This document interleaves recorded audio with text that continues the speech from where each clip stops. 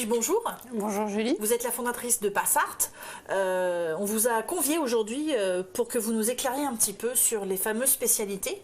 Aujourd'hui, avec la réforme du bac qui aura lieu, donc le nouveau bac en 2021, les étudiants et les lycéens notamment doivent choisir dès la seconde des spécialités pour la classe de première.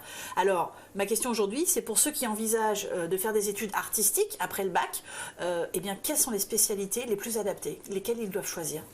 Alors, il est vrai que de nombreux parents viennent nous demander en effet des conseils pour choisir les spécialités en vue des études supérieures de leurs enfants.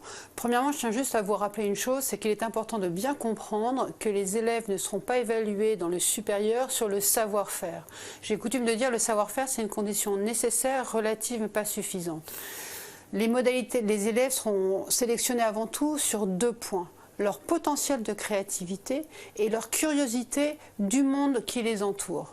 Donc, partant de ce postulat-là, j'allais dire les spécialités, le choix des spécialités va évidemment s'arbitrer autour de ces 2 axes-là. À savoir, j'ai tendance à vous conseiller plutôt de prendre des spécialités qui tournent autour de l'histoire et de la géographie, des humanités, de la littérature et de la philosophie. Ou bien encore de la littérature. Ces 3 points-là, c'est vrai, permettront aux jeunes de savoir écrire et d'avoir un socle de connaissances solide pour pouvoir, lors des épreuves écrites des écoles notamment publiques, analyser ou soulever une problématique à la question donnée à ce moment-là. C'est le plus important finalement, savoir poser une problématique et développer des idées, savoir aussi synthétiser. Ça aussi finalement, ça fait partie du monde des idées artistiques. Mais oui, parce que si vous voulez, en fait, il y a 2 choses. C'est qu'on n'attend pas des élèves qu'ils aient les connaissances. On ne sont pas évalués sur la connaissance. Ils vont être évalués sur la capacité à soulever une problématique. À savoir par exemple, qu'est-ce que le bon goût aujourd'hui? Il ne s'agit pas, on ne vous demande pas d'avoir une mention, une licence de philosophie. On vous demande tout simplement, à partir de votre expérience, de vos références, de votre curiosité, de donner votre point de vue autour de la notion du bon goût. Alors, on a envie, quand on parle de spécialité, des fameuses nouvelles spécialités proposées, de penser à celle A. Il y a une spécialité qui s'appelle art. Le problème, c'est qu'elle ne va pas être disponible partout, si je ne dis pas de bêtises. Donc, est-ce qu'on panique si elle n'est pas disponible dans notre lycée et on se tourne vers un lycée qui la propose absolument? Alors, je ne fais pas du conseil en orientation, mais j'en pense que ce serait une erreur de changer un élève sous prétexte de le choix de la spécialité. Et vous avez bien raison, beaucoup de lycées ne vont pas proposer cette spécialité-là. Mais rassurez-vous, choisissez une spécialité qui va amener l'élève à apprendre à écrire, à avoir un socle de connaissances solide, qu'il saura utiliser et de mettre ces connaissances-là au service de sa créativité en sortant du lycée. Très bien, mais là finalement on parle de matière extrêmement littéraire. Si on a un profil plus scientifique et qu'on aime les maths, qu'est-ce qu'on leur dit à ces jeunes-là? Ils ne peuvent pas faire d'études artistiques, donc selon vous? Mais bien au contraire, et ne me faites pas dire ce que je n'ai pas dit, madame, excusez-moi Julie.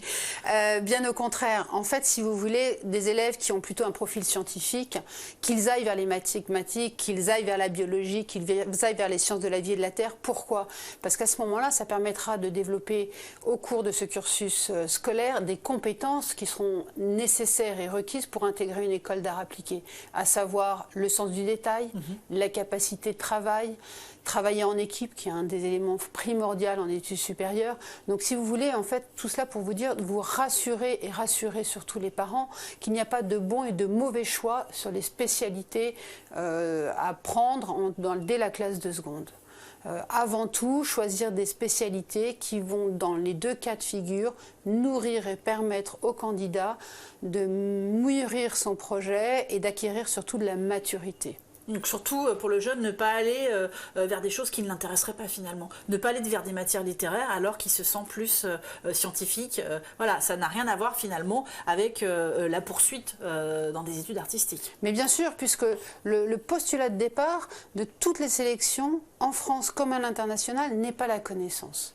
C'est vraiment mettre en avant ses compétences et ses qualités. Et d'ailleurs, si cela vous amuse, je peux juste vous lire 2 phrases que l'on trouve dans les modalités de sélection des DNMAD ou des grandes écoles d'art appliqué ou de beaux-arts. Pour les arts déco, les critères d'admissibilité, des appréciations visant à apprécier le potentiel de réflexion et de création des candidats. pour un DN Maths par exemple à Duperré, 5 planches librement composées, témoignant de votre approche sensible et réflexive du parcours pour lequel vous candidatez. Donc vous voyez bien qu'en aucun cas, nous attendons des élèves un savoir-faire et une maîtrise parfaite de la technique. Merci Edwige pour tous ces conseils. Avec grand plaisir.